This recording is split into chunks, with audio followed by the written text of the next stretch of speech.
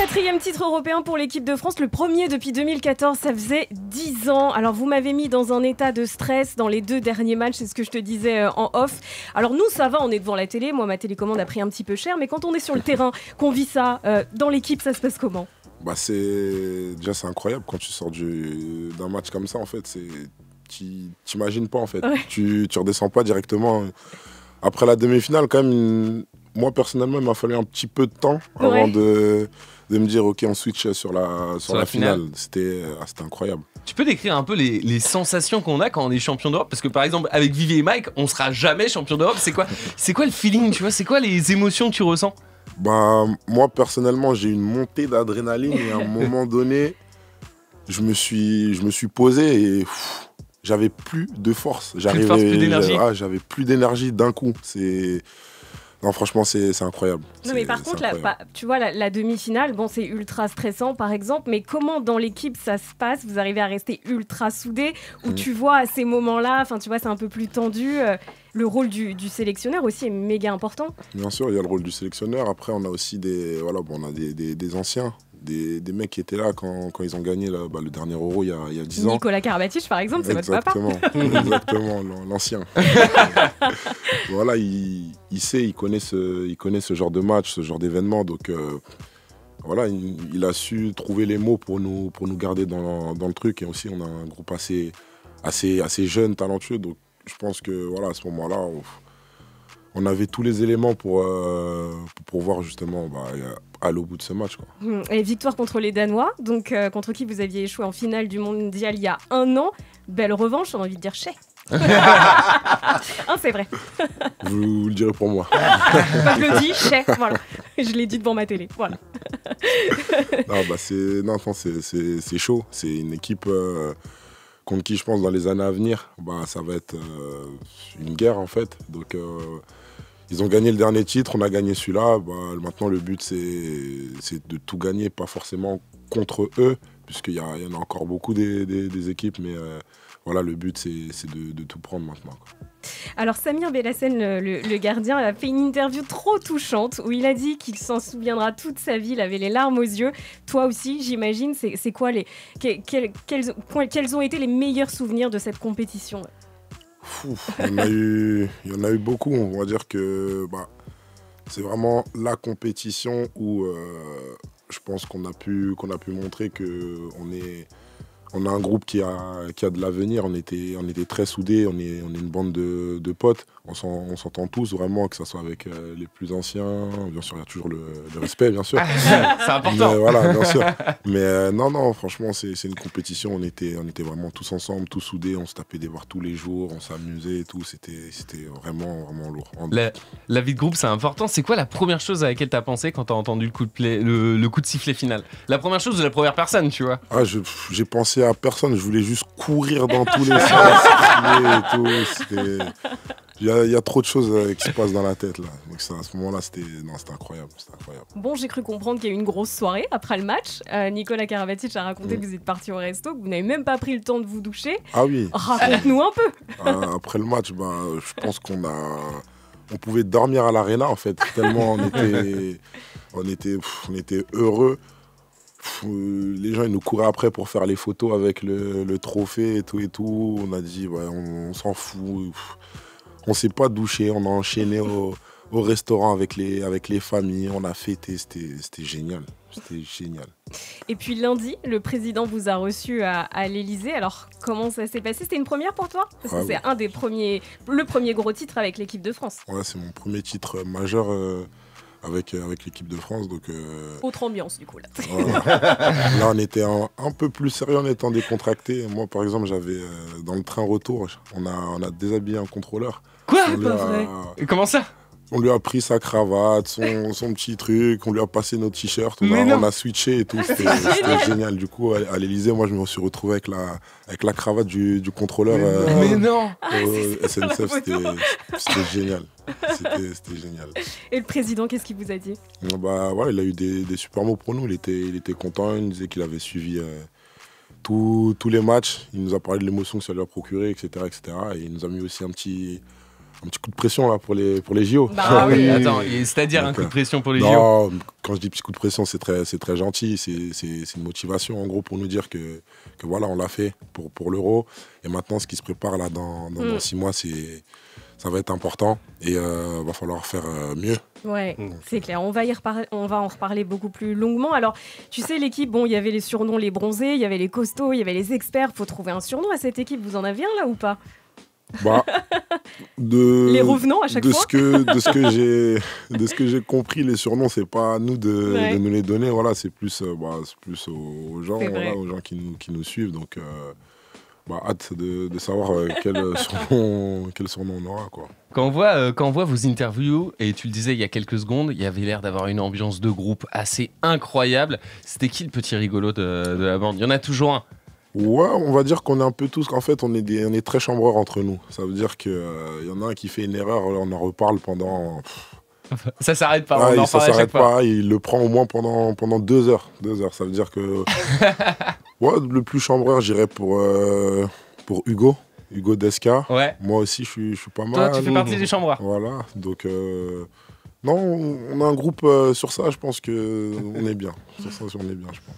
Alors, tu sais, je t'apprends rien, le handball est un sport roi en France. Si on regarde chez les hommes, les JO, le mondial, l'Euro, tout confondu, c'est plus de 20 médailles. Les 2 équipes, féminines, masculines, sont championnes d'Europe et donc championnes olympiques aussi en titre. C'est quoi le secret du succès pour toi? Franchement, je sais pas, on va dire que on a de bons centres de formation. Oui, bien sûr. Je pense qu'en France, on a vraiment une bonne école de hand. Depuis qu'on est très petit, on est super bien accompagnés. On nous amène vers le haut niveau. Et voilà, je pense que c'est ça. Ça fait maintenant plusieurs années que la France est bonne dans ça. Donc on essaie de perpétuer cette tradition. Mais franchement, c'est dès le plus jeune âge, on est super bien accompagné à ce niveau-là et je pense que c'est ça qui fait la différence. Alors pourtant, c'est vrai que ça reste une discipline qui est assez confidentielle. On va le dire, tu vois, les matchs, les derniers matchs, par exemple, la finale était sur TF1. Avant, il fallait se brancher sur une autre chaîne. Ça reste quand même... Il n'y a pas un grand intérêt du public. Comment tu l'expliques, toi? Est-ce que c'est frustrant pour vous? Frustrant, je ne sais pas si c'est le terme. Mais je pense que voilà, les choses vont y aller petit à petit. C'est à nous aussi de faire ça. Faut gagner des titres, faut donner envie aux gens de regarder le handball, tout simplement, en fait. Et je pense que ça viendra. Ça prendra le temps qu'il faut, mais ça viendra. Justement, à chaque fois qu'il y a l'équipe de France qui gagne un gros événement sportif dans n'importe quel sport, on observe à la rentrée une augmentation, tu vois, du nombre de licenciés. C'est obligatoire à chaque fois. Pour les petits qui nous écoutent ou les darons qui nous écoutent, c'est quoi les 3 qualités qu'il faut pour être un bon handballeur? Bon. Donne tes secrets là. Il y a plusieurs qualités. Enfin, je sais pas par quoi commencer. On va dire qu'il faut déjà aimer ce que tu fais, faut avoir envie, faut se donner en fait pour ce que t'aimes. Ok. Et voilà, faut être assidu. Je pense que c'est ça le plus important, l'assiduité et la discipline surtout dans ce que tu fais, quoi. Il y a un côté sport d'équipe aussi, j'imagine, tu vois. Bien sûr, faut avoir l'esprit d'équipe, sinon tu fais pas d'handball, ça c'est sûr. Alors j'ai vu les médias te surnomment le Mbappé du hand. Est-ce que tu aimes la comparaison ou pas? C'est sûr que c'est cool. Tu vas signer au Real du coup? Il n'y a pas Madrid au hand. Mais non, c'est sûr que c'est cool, c'est très flatteur. Surtout d'être comparé à Mbappé, mais voilà, comme je le dis toujours, il faut toujours garder les pieds sur terre. Les pieds sur terre, faut travailler, il faut bosser. Et si tu mérites quelque chose, voilà, faut se donner tout pour le faire, quoi. Alors pourquoi cette comparaison? Parce que tu es certes très talentueux, mais tu es très jeune aussi, tu as 24 ans. Ça fait combien de temps que tu es en équipe de France?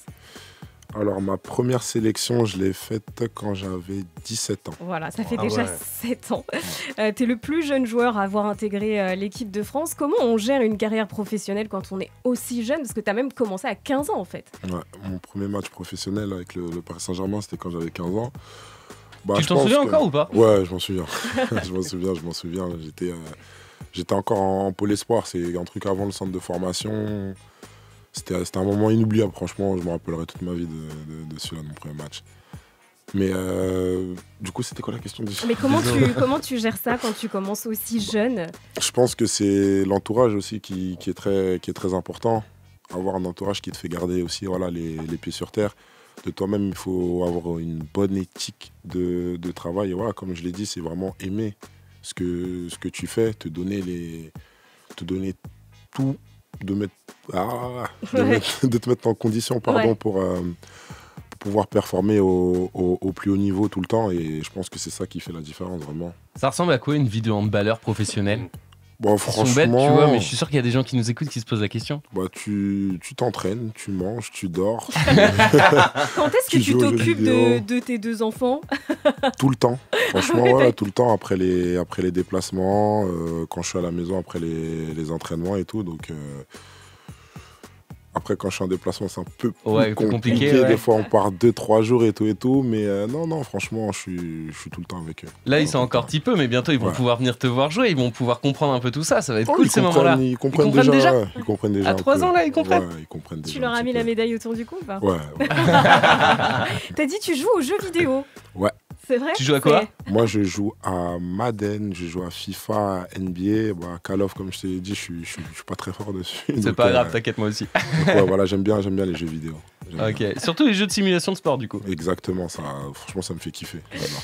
Et alors toi, donc tu joues en Pologne, c'est Mhm. ça? Comment ça se passe là-bas? Parce que ça va être le plus gros de la saison qui arrive là. C'est pas la France. Ça veut dire qu'il m'a fallu un petit moment pour m'adapter. Mais franchement, je kiffe ma vie là-bas. C'est génial. Je manque de rien. J'ai une belle équipe. Et voilà, je suis content. Je suis content d'être là-bas. Le niveau, il est comment en Pologne? Si tu pouvais un petit peu comparer ça au foot, ou je sais pas, pour que les gens comprennent un petit peu, tu vois, parce que c'est dur de se rendre compte. On va dire que c'est pas la meilleure ligue Ok. en termes de match. Mais par contre, voilà, on a une équipe super compétitive pour la Ligue des Champions, en fait. Ok. Donc, on va dire qu'au hand, les 2 championnats majeurs les plus forts, on va dire, c'est en Allemagne et en France. Et la Pologne, bah, c'est situé un peu plus en bas. Ok. Mais voilà, on est là chaque année, entre guillemets, pour les grosses compétitions. Ouais, ça fait quoi. partie des top 5 championnats, quoi qu'il, c'est ça? Exactement. Ok. Exactement. Donc tu pourrais faire ton retour en France ou en Allemagne. hein. Il espère. On verra, ça, on verra. Bon, en tout cas, il va pas falloir se blesser puisque la prochaine échéance, ce sera les JO de Paris. On va en parler dans quelques minutes. Dylan Ney est avec nous ce matin, champion d'Europe de handball avec l'équipe de France. Alors, on le disait, après cette victoire à l'Euro, Dylan, la prochaine étape, c'est donc les JO de Paris 2024. Alors, je sais pas si tu as vu récemment, donc Kylian Mbappé a dit en interview que, selon lui, les plus gros et prestigieux événements sportifs étaient la Coupe du Monde et les JO. Et pour toi, quelle place ça a les JO? Bah, déjà, j'espère que ce sera mes premiers JO. Ouais. Donc voilà, c'est quelque chose que je regarde à la télé, que je suis. Au final, c'est un événement incroyable. Tu t'intéresses à des sports que peut-être tu n'aurais jamais regardé dans ta vie, tu vois. Tu as la chance de croiser de nombreux grands sportifs et tout. Donc franchement, ça a l'air d'être quelque chose d'incroyable. Alors tu dis j'espère parce que le sélectionneur Guillaume Gilles va devoir réduire le groupe à 15 joueurs. Alors c'est 14 plus 1 remplaçant, Exactement. c'est ça? Alors que vous étiez 19 en Allemagne pour le championnat d'Europe. Un peu de pression, est-ce que tu es confiant? Bah oui, la pression, on va dire que la pression, on a toujours. Hein. On vit avec ça. Donc voilà, bah, faut juste faire le taf et espérer être pris, quoi, c'est tout. Vous n'avez pas essayé de voir un peu De là, temps en temps, on essaie de gratter un petit truc. Ouais, elle est où la voilà. liste? Et c'est comment on attend devant la télé, comme tu sais, parce que des fois on voit des vidéos des joueurs de l'équipe de France qui attendent de savoir s'ils sont sélectionnés. Ils sont comme des oufs quand leur nom est Non, prononcé. nous, on fonctionne pas de la même manière. En général, on le sait quand on est sélectionné. S'il y a eu un rassemblement juste avant, ça veut dire qu'il nous a déjà donné la liste ou sinon on la reçoit, etc., etc. Ça se passe comme ça en général pour nous. Alors l'objectif c'est de conserver le titre évidemment olympique, c'est largement dans vos cordes. Comment ça va se dérouler la prépa? Alors toi là donc tu joues en Pologne, on le disait, bon bah l'objectif c'est quand même pas de se blesser. Comment tu gères ça sachant que il y a les JO quoi qui arrivent? Bah voilà, l'objectif c'est de ne pas se blesser, mais après je pense qu'il faut toujours se donner à fond parce que quand même le club c'est quelque chose d'important, de très important, c'est là où tu es toute l'année. Ouais. Je dois performer en club tout simplement pour pouvoir avoir la chance d'être sélectionnable pour les JO et surtout voilà, pas me cacher tout simplement. Et en faisant tout ça, je pense que ça le fera. J'espère bien, en tout cas. Les JO, c'est une fois tous les 4 ans. En vrai, je viens de calculer rapide avec ton âge, tu pourrais peut-être en faire 3 ou 4, mais là, c'est à Paris, c'est à la maison. C'est important pour toi, même pour tous les autres. Comment vous viviez ça? Bah, moi, personnellement, c'est quelque chose d'incroyable parce que moi, je suis parisien même, je viens de Paris, j'ai tout fait à Paris. Donc, avoir la chance de pouvoir performer dans ta ville natale, là où tu as tout connu, franchement, ce serait un truc de fou, quoi. Tu es entouré par ta famille. Il y a la daronne, la patronne, comme tu m'as dit en off. Elle te coach un peu sur ta carrière? Non, tu la laisses pas. Franchement, sur ça, elle est là pour tout dans ma vie, mais quand ça concerne, entre guillemets, le sport, voilà, mon sport, elle sait faire la part des choses, puisqu'elle sait que, entre guillemets, je suis bien entouré et que c'est des gens de confiance qui sont là pour moi par rapport à ça. Et si on continue à parler de sport, t'as suivi la CAN un peu? Parce que ça, c'est compliqué. Oui. T'as suivi? Ah oui, je le suis.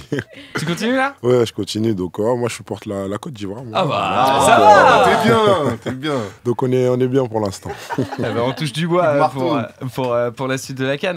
Et autre chose, hier, je suis allé sur ton Insta. Je vois que tu as un lien sur ta chaîne YouTube. Je clique sur YouTube, je me dis, je vais voir du gameplay, je vais le voir jouer à Fortnite ou un truc dans le genre. Zéro, il y a 2 vidéos et la chaîne, elle est abandonnée. Pourquoi? Bah, on a un peu lâché la chaîne là depuis un petit moment par rapport au fait que je sois parti en Pologne. C'est un peu compliqué là de la continuer, mais bientôt on va reprendre. Pourquoi? Qu'est-ce que tu faisais dessus? Bah, en fait, j'étais sur une espèce de story en fait. C'était des mini-documentaires de ta vie.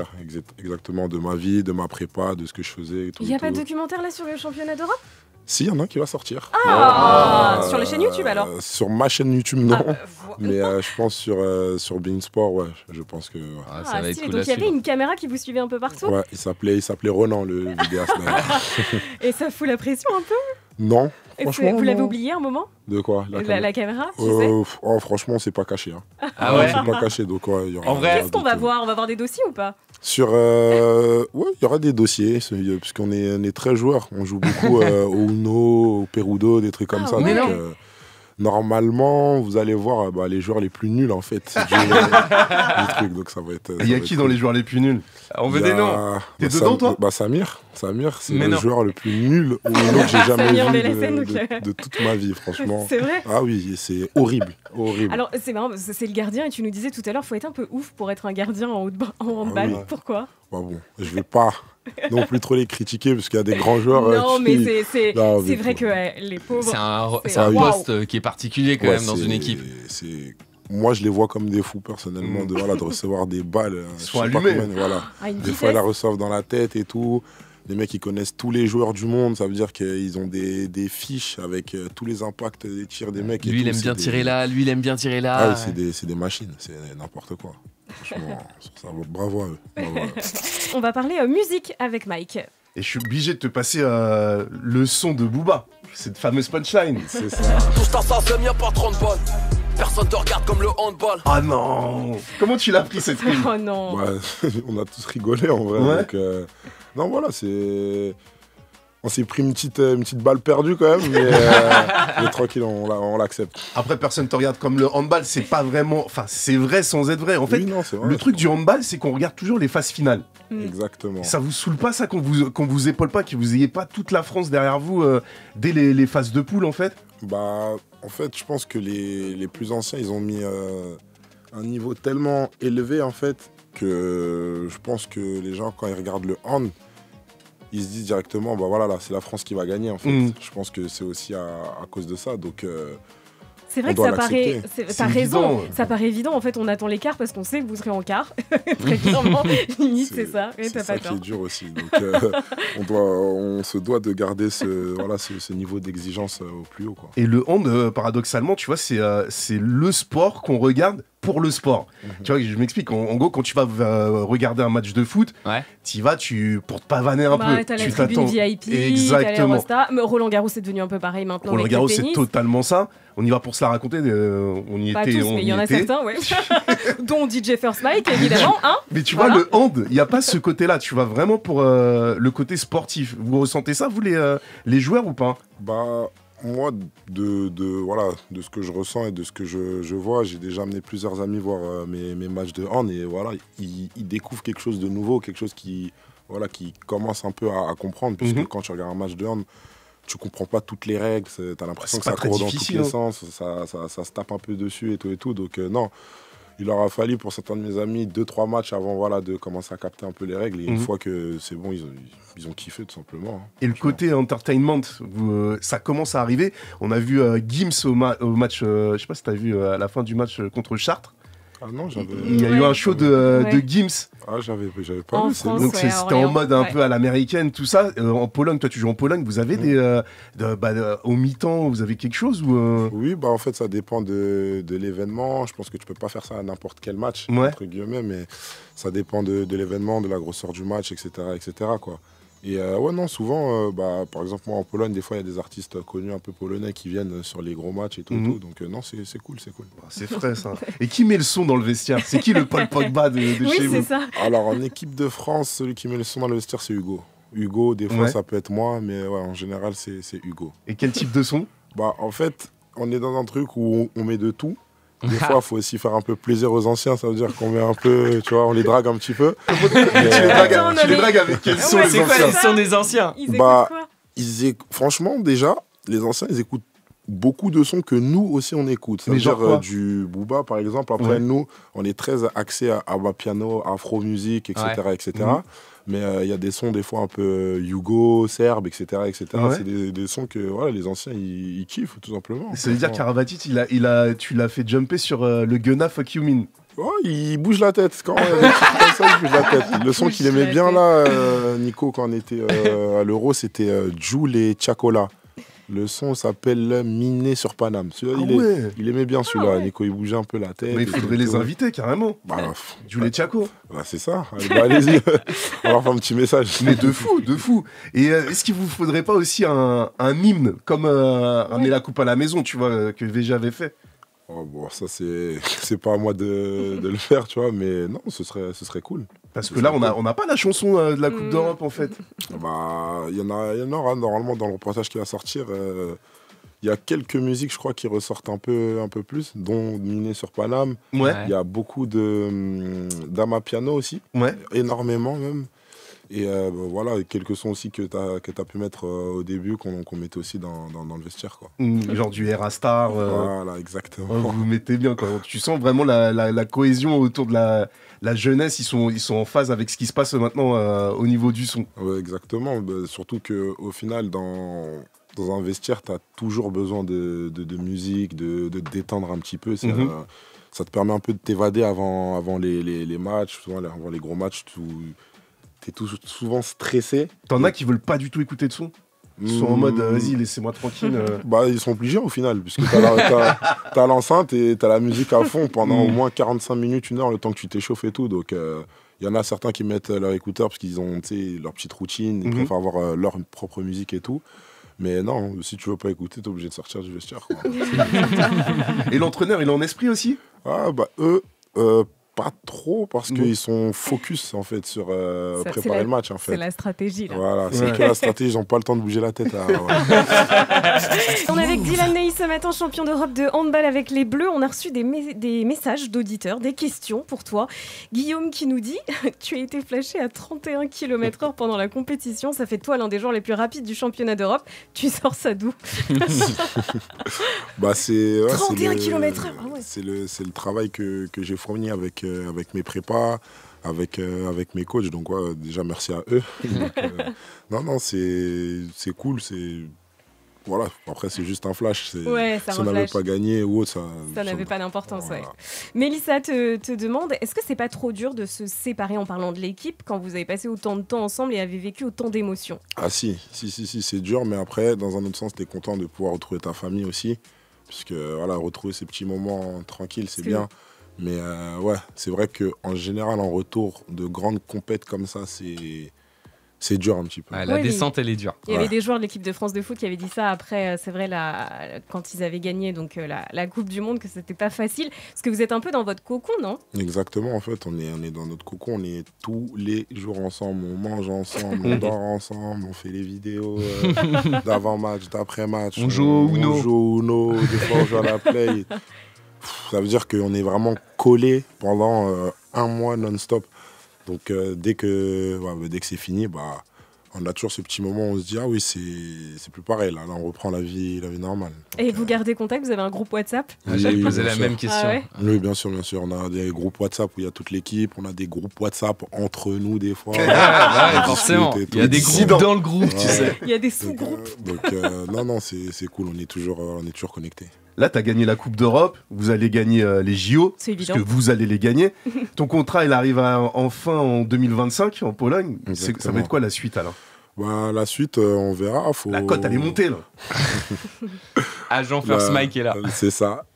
La suite, on verra. Franchement, je sais pas encore. Je me pose un peu des questions, mais c'est pas le débat du jour avec mon agent, etc., etc. On attend vraiment que tout ça se tasse. Ça veut dire que là, on a eu l'Euro, c'est génial, on a gagné. Maintenant, il y a une fin de saison.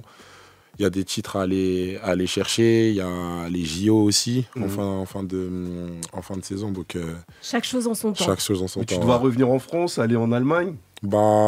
Franchement, pour l'instant, on va dire que jusqu'à la fin de mon contrat, je suis vraiment focus avec mon club actuel. On va essayer de tout rafler. Et après, on verra au moment des fameuses négociations. De toute façon, t'es heureux là-bas. Ouais, je suis très heureux.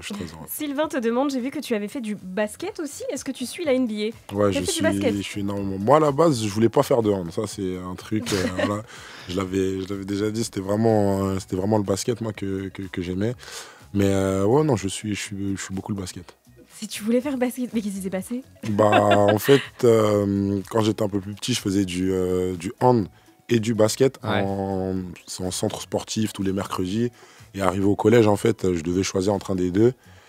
J'avais prévu d'aller faire un entraînement de basket et en fait, je me suis retrouvé dans un entraînement de hand en fait, c'est dingue. avec ma mère. C'est fou, ouais. Du coup, ce qu'on a fait, c'était on est resté dedans, en fait, tout simplement. On était bien là, écoute, Bon, ça a l'air de bien je me se suis passer. trompé, mais vas-y, je reste. C'est ça.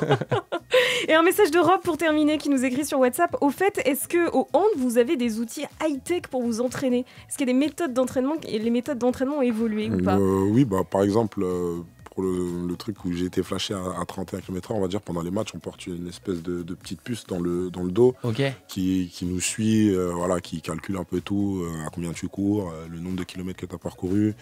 Dans les ballons, il y a des petites puces aussi pour les mecs quand ils tirent à je ne sais pas combien de kilomètres/heure et tout. Donc, sur ça, on est un peu bien équipé, quoi. Voilà, c'est ça. Merci Dylan d'être passé nous voir. Merci, champion d'Europe de handball, on le rappelle, félicitations vraiment. Avec la médaille d'or, on va faire une photo, on va pas se quitter comme ça. On vous souhaite une très très belle journée. De la voler, mais je pense non, je pense pas, Mike.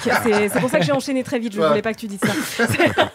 Mais en tout cas, on va vous suivre avec attention au JO de Paris, évidemment.